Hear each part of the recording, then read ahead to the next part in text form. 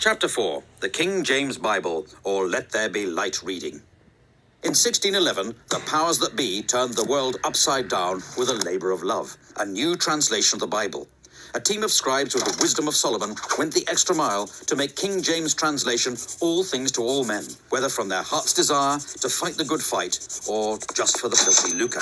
This sexy new Bible went from strength to strength, getting to the root of the matter in a language even the salt of the earth could understand.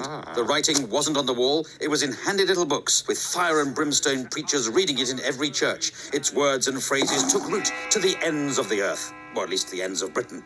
The King James Bible is the book that taught us that a leopard can't change its spots, that a bird in the hand is worth two in the bush, that a wolf in sheep's clothing is harder to spot than you would imagine, and how annoying it is to have a fly in your ointment.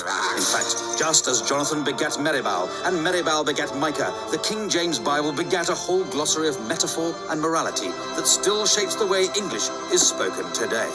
Amen.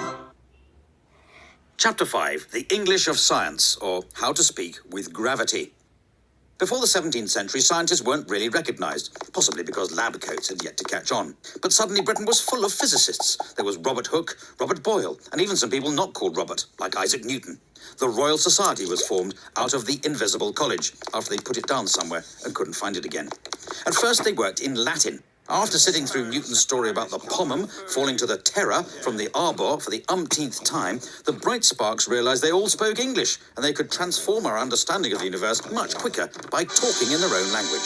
But science was discovering things faster than they could name them.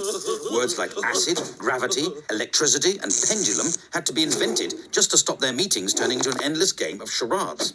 Like teenage boys, the scientists suddenly became aware of the human body, coining new words like cardiac and tonsil, ovary and sternum. And the invention of penis and vagina made sex education classes a bit easier to follow, though clitoris was still a source of confusion. Chapter 6, English and Empire, or The Sun Never Sets on the English Language.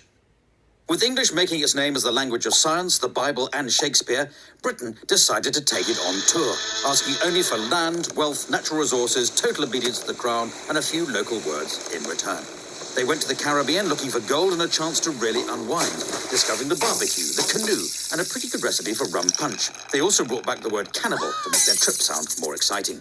In India, there was something for everyone.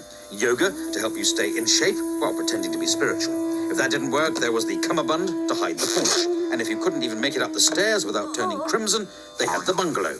Meanwhile, in Africa, they picked up words like voodoo and zombie, kicking off the teen horror film. From Australia, English took the words nugget, boomerang, and walkabout, and in fact the whole concept of chain pubs.